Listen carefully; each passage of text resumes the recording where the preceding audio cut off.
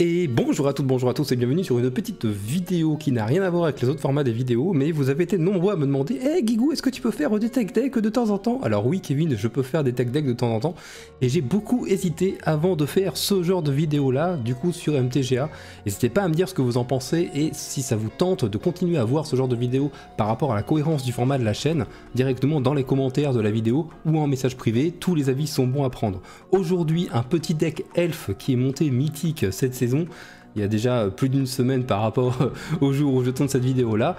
J'espère que ça va vous plaire, en tout cas c'est parti. Elfe mono vert en historique en BO1. Il y a une réserve ici sur laquelle je ne vais pas vraiment insister. Si vous voulez plus d'informations pour pouvoir jouer le deck en BO3, je vous invite à me contacter soit sur le message privé, soit on peut en parler directement sur le Discord. Vous avez le lien directement dans la description sous cette vidéo, évidemment, bien sûr. Elfe, de manière un peu plus historique, sans jeu de mots pour le coup, a toujours un peu voulu faire la même chose, avoir des accélérateurs assez tôt dans la partie pour pouvoir avoir un maximum de mana, booster tous nos elfes avec tout le mana qu'on a. Et en gros, c'est un peu ce qu'on va chercher à faire, et on a quelques cartes qui vont nous permettre d'avoir un peu un second souffle contre une destruction de masse, par exemple, contre contrôle, parce que dans le format historique, il y a quand même des decks contrôle qui cassent des bouches, et avec Doom Stark, je sais plus exactement le nom de la carte, enfin la dernière Vrasse qui est sortie avec la dernière extension, on peut se prendre une Vrasse sur un deck qui joue du blanc tour 3, donc du coup il faut le prévoir quand on joue aggro. On a un Shell d'Elfe qui va nous permettre de faire du mana, qui va nous permettre de ramper, donc l'elfe de la noire, hein, très connu, je reviens pas dessus, un 1 pour 1 qui rajoute un mana vert, c'est un elfe, ça fait plaisir quand on l'a tour 1, mais il va pouvoir s'énergiser aussi un peu plus tard, même si on l'a pas forcément dans les premiers tours, et c'est ce qui est intéressant aussi dans ce pack là. La sentinelle, qui est une 1-2, qui va nous permettre de faire un mana en engageant une autre créature, donc c'est un mana de la couleur de notre choix. Ici évidemment on va surtout choisir du vert, mais c'est une carte qui est aussi très intéressante si jamais dans votre side et que vous voulez jouer le deck en BO3, si vous voulez rentrer une ou deux cartes noires, parfois ça peut permettre un splash d'une autre couleur sans avoir à forcément rajouter des landes de l'autre couleur. Ce qui est intéressant aussi, c'est qu'elle a la portée, et on a un peu le papa, donc déjà qui fait plus 1 à tous les elfes, l'archidruide, et qui en plus quand on l'engage va nous faire un mana vert pour chaque elfe qu'on contrôle. Donc ça c'est vraiment la carte de rampe, c'est l'archidruide, et on en veut un dans notre partie. Hein, ça va être notre générateur de mana en masse principal sur la game. On a plein de mana, on est content, mais qu'est-ce qu'on va faire avec tous ces manas? Eh ben on va le rentabiliser de différentes manières pour pouvoir faire des grosses phases d'attaque et parfois gagner tour 4. Parfois, pas tout le temps, mais quand ça se passe bien en général, c'est comme ça que ça fonctionne. Donc soit avec les bergers, qui a aussi une capacité statique qui est intéressante, qui dit que nos elfes ne peuvent pas être contrecarrés, donc enfin, en tout cas, nos sorts verts ne peuvent pas être contrecarrés, donc c'est encore plus fort. Ça veut dire que le Krollmech et Collective Company, ça va rester, ainsi que le Summum, on va pouvoir les jouer de manière un peu plus tranquille contre un deck contrôle, et surtout pour 6, on va pouvoir faire en sorte que tous les elfes qu'on contrôle, toutes les créatures elfes qu'on contrôle, ont une force et une endurance de base de 5-5, basiquement. Donc c'est rien que ça déjà, c'est vraiment fort, et on arrive vite au 6 mana, et c'est vite un enfer pour l'adversaire en termes de bloc. On peut très vite passer par-dessus la défense adverse sans trop de problèmes. Pour continuer à rentabiliser ces manas, on a la meneuse qui va juste chercher une autre meneuse dans notre bibliothèque et nous la met sur le champ de bataille, donc c'est toujours ça de gagner. En plus c'est une maman, ah oui je dis maman et papa pour ceux qui donnent plus 1, voilà, c'est un lord quoi. Donc c'est pareil, c'est intéressant, ça permet surtout d'épurer le pack pour pas avoir à la repiocher et piocher des choses plus intéressantes derrière. Donc c'est vraiment chouette. Le Summum de la Destruction, qui est l'un des ajouts assez récents dans le deck en fait, au tout début il n'était pas du tout dans le pack, c'est vraiment une carte intéressante, c'est un kill hein, très clairement. En général, on veut le faire à x égale 10 pour que toutes nos créatures gagnent plus 10, acquièrent la célérité jusqu'à la fin du tour. Donc c'est vraiment fort, hein, c'est un très très gros kill. Et après avec ce mana aussi, on peut potentiellement jouer le Behemoth, même si le but c'est quand même d'aller chercher Summum, enfin d'aller chercher Behemoth avec Summum et de faire une giga phase de bourre avec le Summum qui en plus va donner les piétinements, enfin bref c'est du très très lourd comme on dit. Après on retrouve d'autres lords comme la parfaite impérieuse qui peut aussi nous permettre de mettre des créatures 1-1 vers elfe. Et pourquoi ça va être intéressante?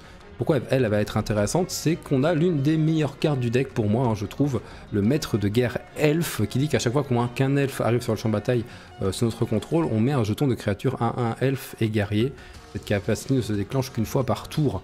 C'est-à-dire que si on a le maître de guerre en début de partie, tour 2 par exemple, même si un peu plus tard on pioche des elfes à 1 qui font du mana et qu'on n'a plus forcément besoin de faire de mana, dans tous les cas ce sera rentabilisé parce que avec le maître de guerre, on va pouvoir faire des jetons en plus, et ça, plus d'elfes égale plus de bourrinage, égale plus de dégâts, égale aussi plus de mana, grâce encore une fois à l'archidruide. Le petit trick, c'est fin de tour parfaite impérieuse quand vous avez le maître de guerre sur table, et ça fait 2 jetons fin de tour au lieu d'en faire qu'un seul, du coup. Voilà, c'est des petits tricks qui sont intéressants si la partie dure un peu. Ensuite, on a un sage du reboisement. Ça aurait pu... C'est discutable, c'est un slot qui est un peu vacant, mais il y a quand même des arthos et des enchants qui nous pourrissent la vie, dont un deck dont je n'ai absolument pas le nom, hein, je connais pas le nom des packs, vous m'en voulez pas, qui est un deck mono blanc un peu stacks, où il y a un enchant qui dit qu'on peut pas lui faire de dégâts, et qu'à la place il met des marqueurs. Il met des marqueurs sur cet enchant à la place de prendre les dégâts, et il joue une autre carte qui combote avec, qui dit que les joueurs ne peuvent pas prendre, enfin on peut pas mettre de marqueurs sur les permanents, et en fait le sage du reboisement m'a permis plusieurs fois de gagner une partie contre ce deck là, dans le mode je mets sage du reboisement, je détruis ton enchant, mon sage du reboisement meurt, je le ramène avec le summum du cimetière, je redétruis ton deuxième enchant, et ça me permet de continuer la partie, et du coup de gagner à un moment. Ensuite on joue un gros sac, un 5-4 pour 3 déjà basiquement, en termes de body c'est vraiment correct, et il dit qu'il ne peut pas être bloqué par les créatures de force inférieure ou égale à 2. Contre Gobelin, contre Mono Rouge, c'est quand même déjà un bon bloqueur, et en plus ça passe bien et ça met ses 5 dégâts parfois tour 3. Quand on a fait un accélérateur tour 1 et un land tour 2, c'est quand même vraiment très très fort, c'est un peu du tout droit.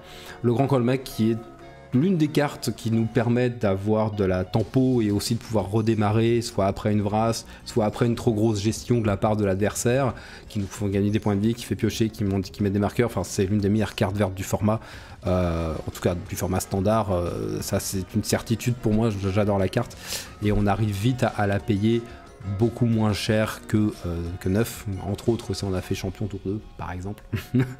Donc voilà, c'est très très bien. Et collectif compagnie qui est collectif rassemblé, pardon, compagnie rassemblée qui est une très bonne carte aussi, hein.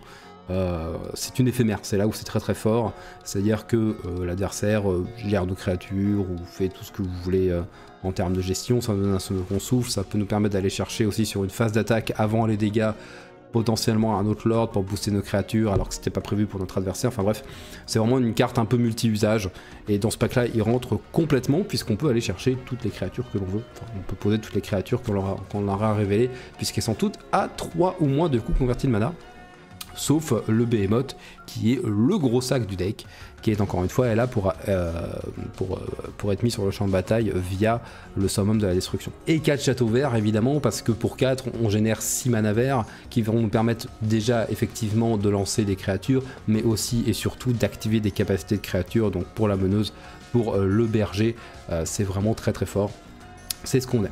Voilà, je vous ai fait une présentation assez rapide, en même temps il n'y a pas énormément de choses à dire sur le deck, en tout cas là comme ça à l'oral, faut que vous le voyez en action. On va partir sur le ladder en mythique directement, et puis on va voir ce que ça donne. Ok, tour 1, elfe d'œil noir, tour 2, double elfe, on va essayer de pas vomir notre main, parce qu'il y a quand même pas mal de contrôle dans le format actuellement. Dans tous les cas, l'elfe de la noire reste un bon tour 1, jusque là on est d'accord.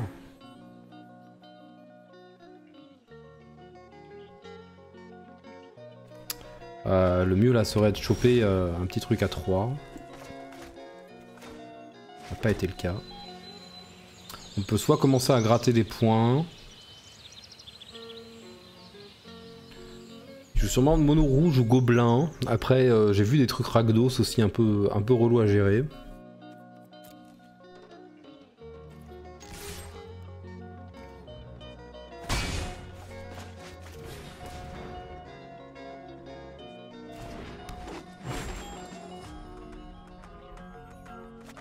On va border pour l'instant.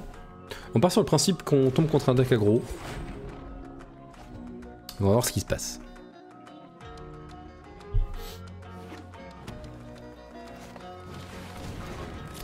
Un bon mono rouge des familles.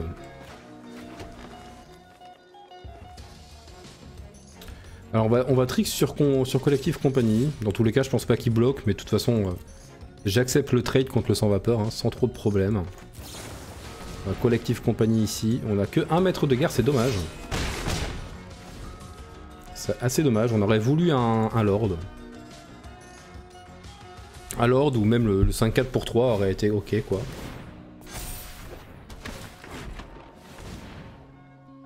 Grue l'agro.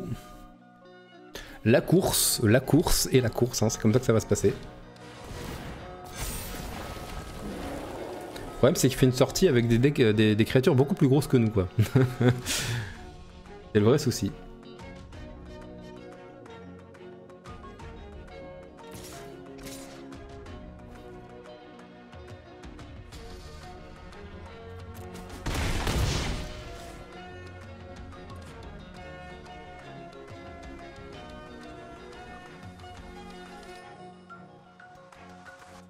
Eh Oulou.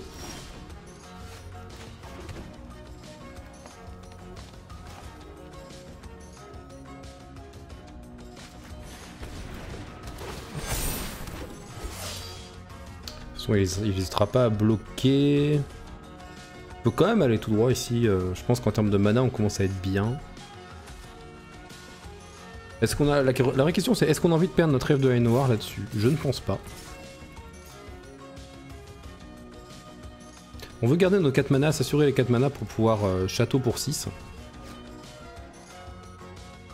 Enfin, du moins pour pouvoir château, non, enfin pas château, mais pour pouvoir avoir nos 6 manas si on veut là-dessus et pouvoir développer notre board.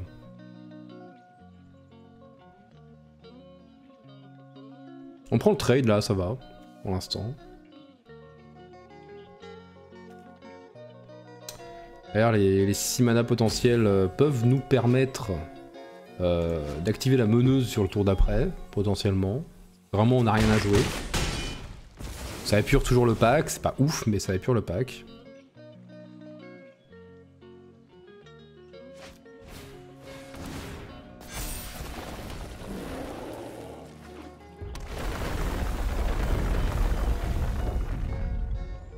Ouais, à la course, pour l'instant, il est un peu devant, mais nous, on va avoir plus de créatures sur le long terme.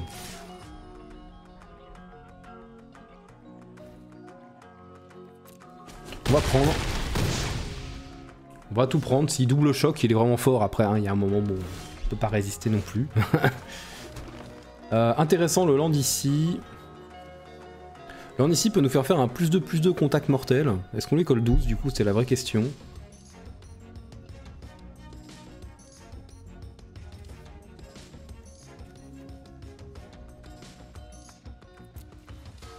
Je pense pas. 4... Et 3, 7, 8, 9, 10, 11, 12... Si, en fait, 6, ça va largement. Il a sûrement un blast, parce qu'il a quand même fait ça.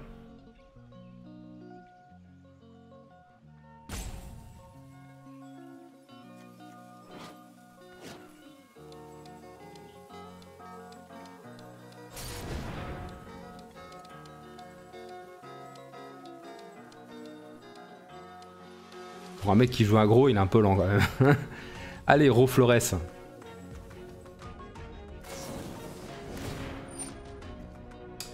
Il veut mettre 2 sur ça. Le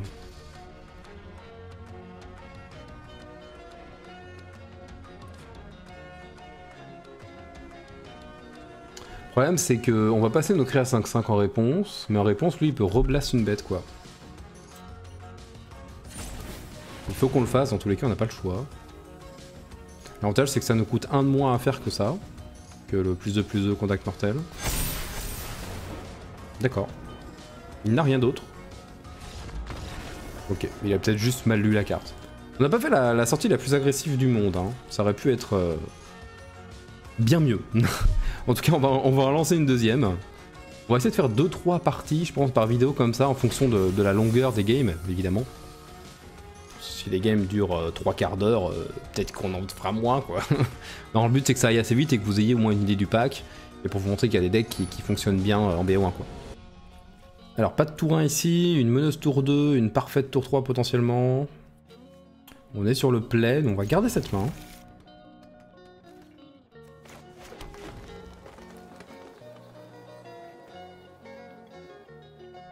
Après, en soi, on a quand même pas mal de tour 1 dans le deck. Ah, le choc fin de tour sur la meneuse, on le voit venir. Même pas. Il n'est pas très courageux, je trouve. Ah, ce nounours de l'infini, quoi.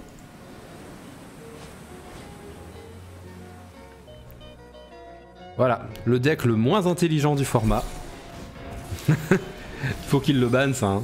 Je suis désolé, hein. Ça c'est pas possible. Waouh! Incroyable play.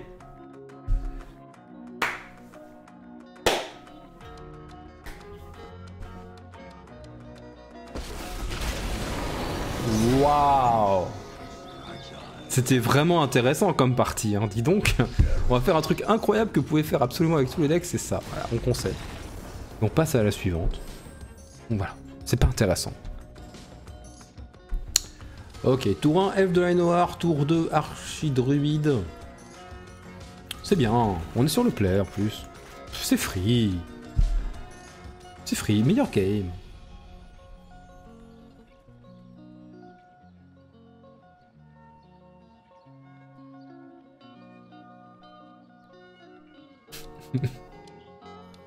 Après, si notre adversaire décide de ne pas jouer, bon bah voilà, ça peut être compliqué.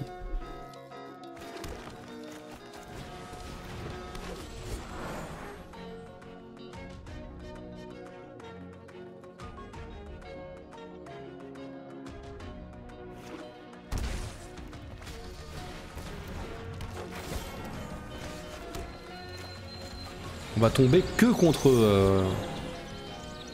des grules quoi. Après c'est toujours plus intéressant de jouer contre Grul que contre... je te combotte le contre-sort sur l'Arthos à 0 tour 2, bon... J'avoue. Quand même plus sympa.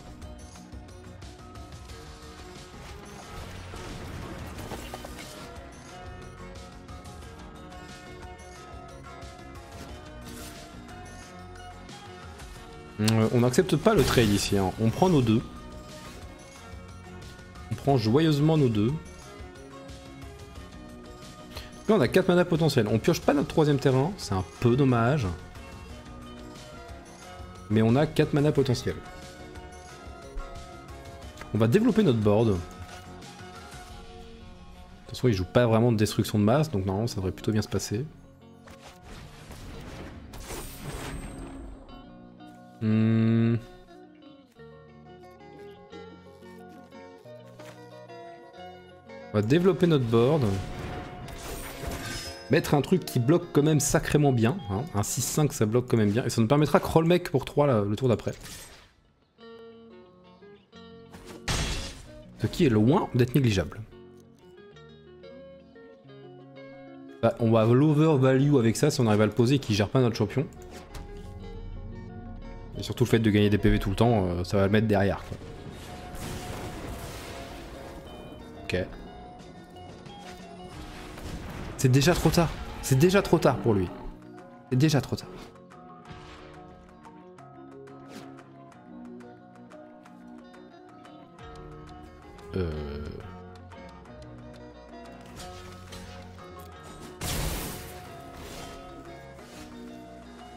On est en mythique gros, tu fais pas des erreurs comme ça. C'était quoi ça? Qu'est-ce qu'il a fait le gars? J'ai pas compris. Je viens m'empaler dans ton truc. Alors est-ce qu'il a un tricks? Je réanime ma bête et ça fait plein de choses derrière? C'est possible.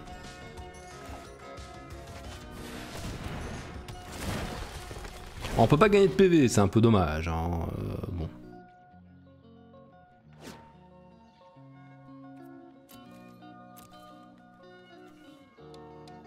On va pas bourrer.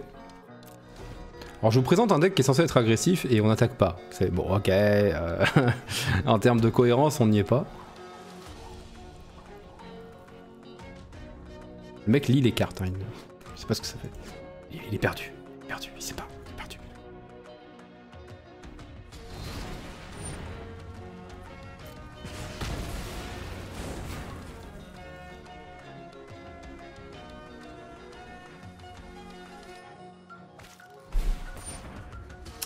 Collecteur de peau. Très bien.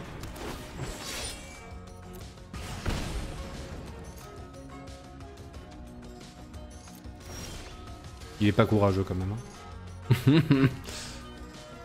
Hein. Ça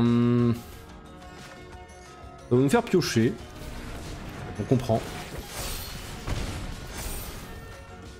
Collectif compagnie, c'est pas la pire carte du deck quoi. À skip.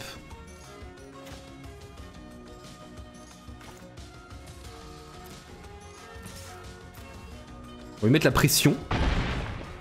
On lui met le bon 6. Et on remet un bloqueur. Petite meneuse qui va bien. Ma foi, pourquoi pas.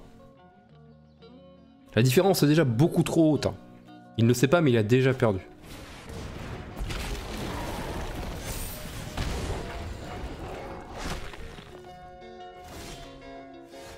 Questing Beast. C'est une bonne carte.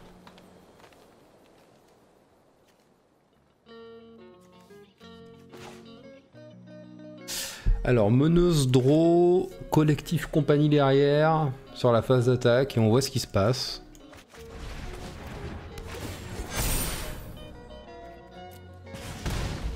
Voilà. On l'a un peu débordé en termes de board, légèrement. Allez, dernière petite partie, où on espère faire un truc un peu plus intéressant que tour 2, je compte mon Arthos à 0 et je gagne. Ce serait quand même sympa. Ok, F de Ainoar, tour 1, parfait tour 2. Ah, c'est pas mal ça. C'est pas la meilleure main, mais ça a le mérite d'être quand même plutôt patate.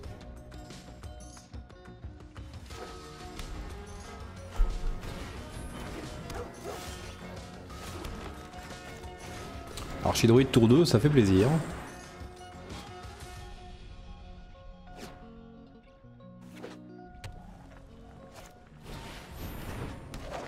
Ah. Est-ce que c'est un énième deck Megazord? Possible.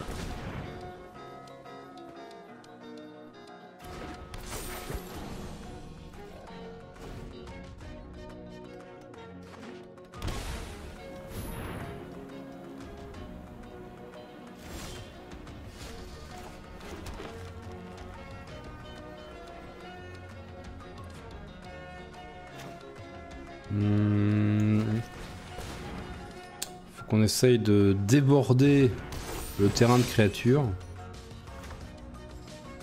3, 4.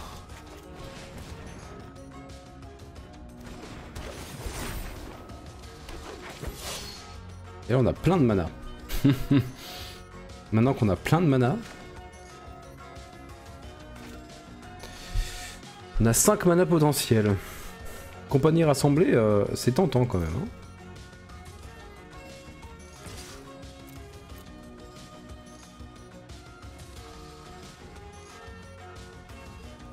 Compagnie rassemblée fin de tour, c'est tentant.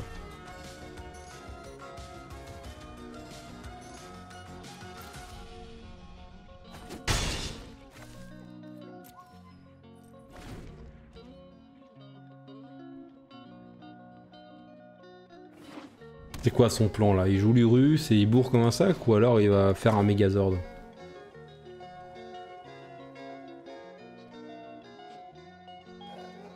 Parce que collectif de compagnie nous permet de trigger sur ça quoi. Châtiment sur champ de bataille avec un marqueur labeur. La créature enchantée ne peut ni attaquer ni bloquer et perd toutes ses capacités. Ok. Écoute, en réponse, on va compagnie rassemblée. Sans aucune forme de respect. Oh. Tout joli ce qui arrive là. On a déjà un lord en main. Dans tous les cas, il nous faut ça. Ça c'est sûr. Berger, on en a déjà un.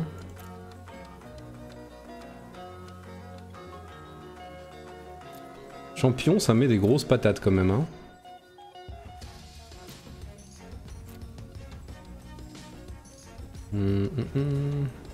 Oh, une meneuse.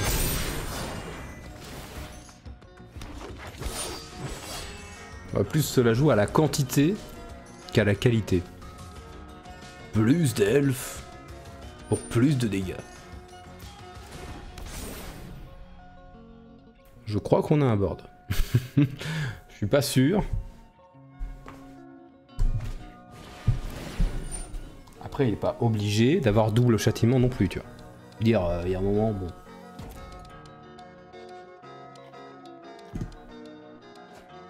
Après, si on fait parfaite dessus, est-ce qu'on le tue? 2 bloqueurs potentiels. Ah non, on va pas le tuer. 1, 2, 3. Attends. Calm down. Par contre, on peut faire des gros ça. Ou du gros ça. Elle devient 5-5, il a 2 bloqueurs. Face de bourre.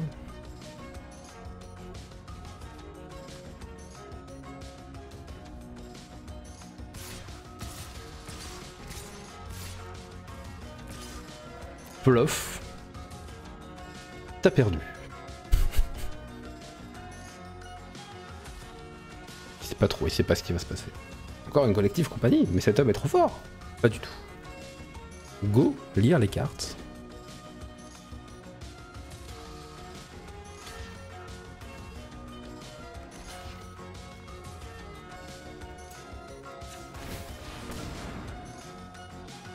Voilà. Tu prends 1 million. Bon, tu prends 20 quoi. Ouais.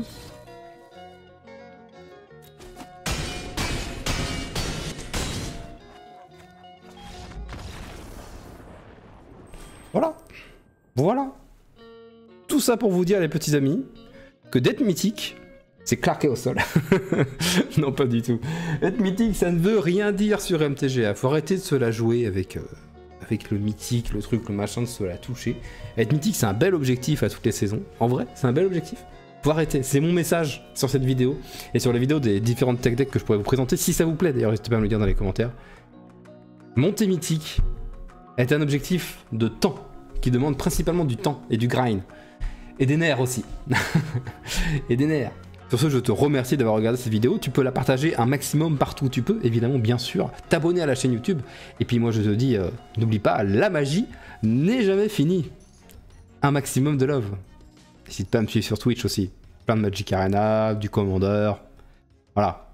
Du stream, du live sur Magic, quoi.